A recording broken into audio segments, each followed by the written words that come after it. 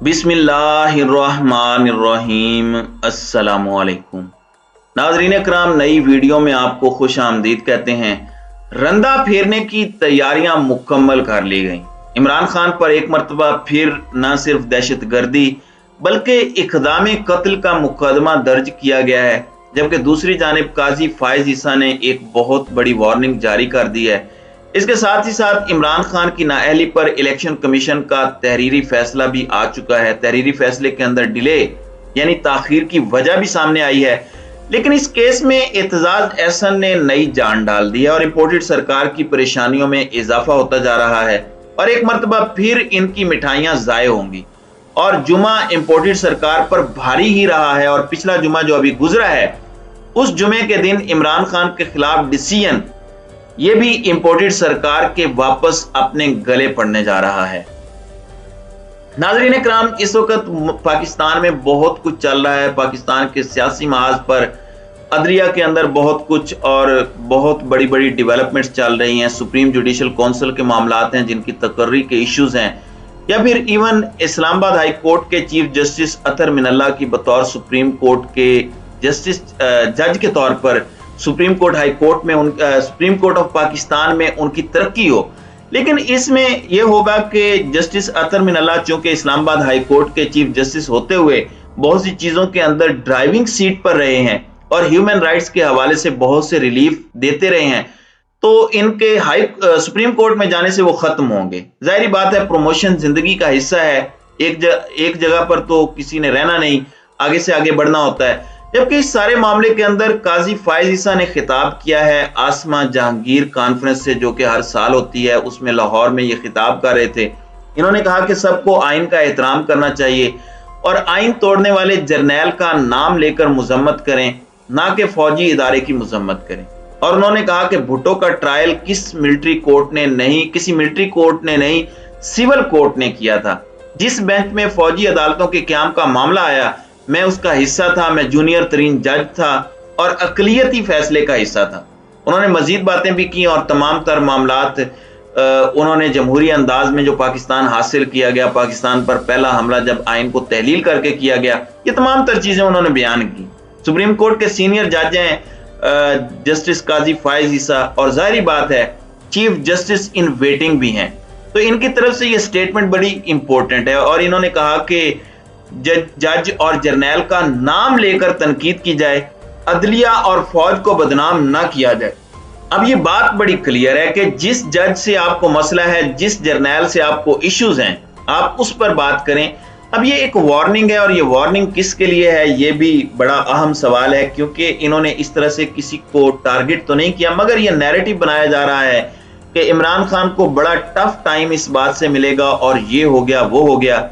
जबकि मैं नहीं समझता कि ऐसा कोई मामला है, जबकि नाअहल करार देना इलेक्शन कमीशन का इख्तियार है।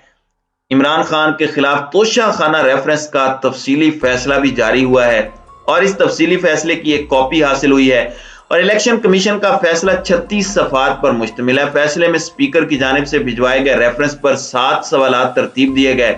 उसमें कहा गया है कि नाअहल करार देना इलेक्शन कमीशन का इख्तियार है। इलेक्शन कमीशन 120 दिन बाद भी असासों के गोशवारों में गलत मालूमात देने या छुपाने और झूठे डिक्लेरेशन पर कार्रवाई का इख्तियार रखता है। इलेक्शन कमीशन ने अपने फैसले में सुप्रीम कोर्ट के हुक्म के हवाले देकर इमरान खान का मौक़िफ़ मुस्तरद किया। इलेक्शन कमीशन के तफसीली फैसले में कहा गया है कि इमरान खान बनाम शरीफ केस में नवाज शरीफ केस में सुप्रीम कोर्ट ने करार दिया था कि आजकल 62 और 63 के तहत नाअहल करार देना सिर्फ और सिर्फ इलेक्शन कमीशन ऑफ पाकिस्तान का इख्तियार है। इलेक्शन कमीशन ऑफ पाकिस्तान की जानिब से तोशा खाना केस का तफसीली फैसला जारी करने में ताखीर की वजह भी सामने आ गई है और जराये के मुताबिक इस वक्त जो सोर्सेज हमें बता रहे हैं वो ये है कि तोशा खाना के फैसले से मुतालिक अहम प्रेस कॉन्फ्रेंस की तैयारी की इत्तलाआत आ रही हैं और इससे मुतालिक एक अहम प्रेस कॉन्फ्रेंस का इम्कान है। इलेक्शन कमीशन के जराये का कहना है कि तोशा खाना केस का तफसीली फैसला बहुत जल्द इस मामले पर आएगा और नाअहली के फैसले पर इससे कोई फर्क नहीं पड़ने वाला इस तफसीली फैसले से। अब इलेक्शन कमीशन का जो मौक़िफ़ है, इस पर एतजाज एहसन जो एक बड़े सीजन्ड लॉ मेकर भी हैं और कानूनदान भी हैं और पीपल्स पार्टी के बानी रुकन भी हैं, और एक ऐसी शख्सियत हैं जो दबंग अंदाज में बोलते हैं और उनकी अपनी पार्टी उनसे खाइफ रहती है। और मैंने इनके बारे में कहा था कि ये पीटीआई में आ गए तो ये पीटीआई पर भी तनकीद करने से नहीं रुकेंगे, और ये अच्छी चीज है, जमहूरी रिवायात के लिए ये जरूरी भी है।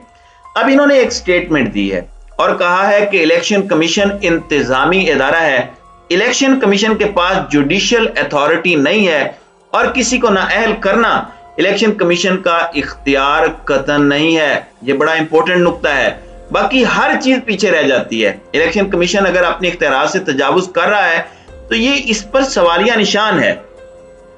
अब chief justice Islamabad high court justice Athar Minallah ने कल सोमवार की सुबह इसकी समाअत करनी है, तो यह मामला बड़ा इंपॉर्टेंट हो चुका है मेरे नजदीक, और इसकी इंपॉर्टेंस से अब किसी को मफर नहीं है, क्योंकि मेरे नजदीक ये ओपन एंड शट केस है। ये एक दिन से ज्यादा इसका ट्रायल नहीं चलना चाहिए और फौरी तौर पर इस फैसले को उठाकर बाहर फेंक देना चाहिए। जबकि इस वक्त जो रंदा फेरने की तैयारियां की जा रही हैं, और ऐसा लग रहा है कि इमरान खान ने जैसे ही 6 दिन का टाइम दिया, अब काउंटडाउन शुरू हो चुका है। अब एक एक घंटा एक एक मिनट बड़ा अहम है। वक्त जाय करने वाले लोग अब वक्त जाय नहीं कर रहे, बहुत कुछ बैकडोर चल रहा है। खान ने आखिरी मौका दिया है, वो जुमे के दिन 28 तारीख को लॉन्ग मार्च का ऐलान कर देंगे, फिर उसके बाद दमादम मस्त कलंदर होना है, फिर किसी को छुपने की जगह नहीं मिलेगी, पनाह नहीं मिलेगी, बिल्कुल किसी के पास कोई ऑप्शन नहीं होगा, क्योंकि अवाम निकलेगी और अवाम के समंदर के आगे हमेशा सबको शिकस्त हुई है, चाहे जो जितना भी जैसा भी ताकत के नशे में सरमस्त हो। अब ये मामला तो चल रहा है, लेकिन दूसरी जानिब खान साहब को ये इंपोर्टेड सरकार इश्तियाल दिलाना चाहती है, और मेरी अंडरस्टैंडिंग है कि ये चाहते हैं कि इमरान खान इस वक्त होश से नहीं जोश से काम लें। और इमरान खान इस वक्त जोश से काम तो ले रहे हैं, लेकिन होश का दामन नहीं छोड़ रहे, और उनके जितने मंसूबे हैं, चाहे इमरजेंसी लगाने का मंसूबा हो, मुल्क में अनारकी फैलाने का मंसूबा हो, खान उसे नाकाम बना रहे हैं। अब एक जानिब तो इस्लामाबाद पुलिस ने FIR जो है इमरान खान के खिलाफ काटी है।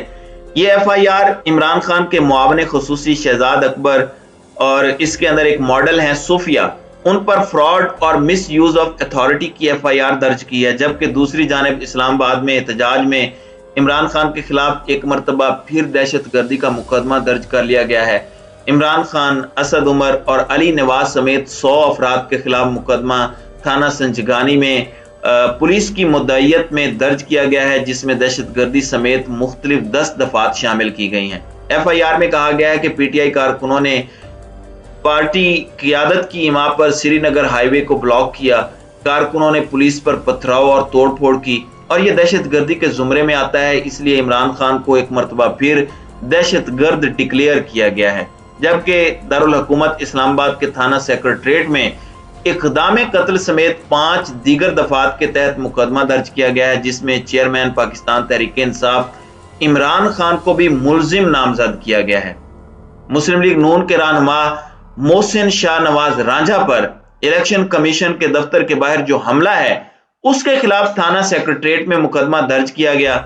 मुकदमे में एआनत जुर्म की दफात में इमरान खान को भी मुलजिम नामजद किया गया। FIR के मुताबिक कौमी असम्बली यानी मैं कौमी असम्बली मेंबर तोशाखाना केस में बतौर मुद्दई पेश हुआ। तोशाखाना केस में फैसला इमरान खान के खिलाफ आया। इलेक्शन कमीशन से निकला तो PTI की क़यादत की इमाम पर मुझ पर कातिलाना हमला हुआ।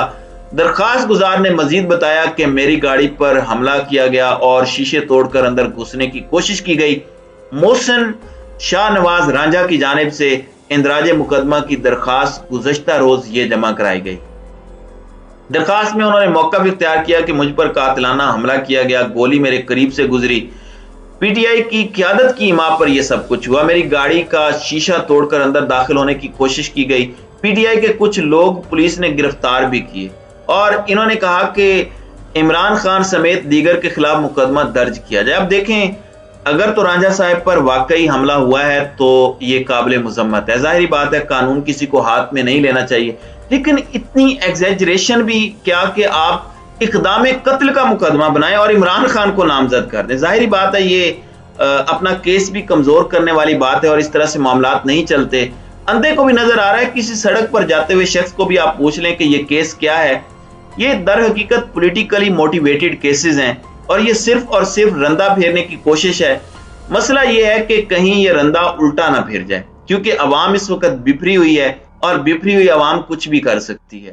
तो नाज़रीन कराम, आपकी इस वीडियो के हवाले से क्या राय है? आप अपनी राय का इजहार कमेंट सेक्शन में जरूर कीजिएगा।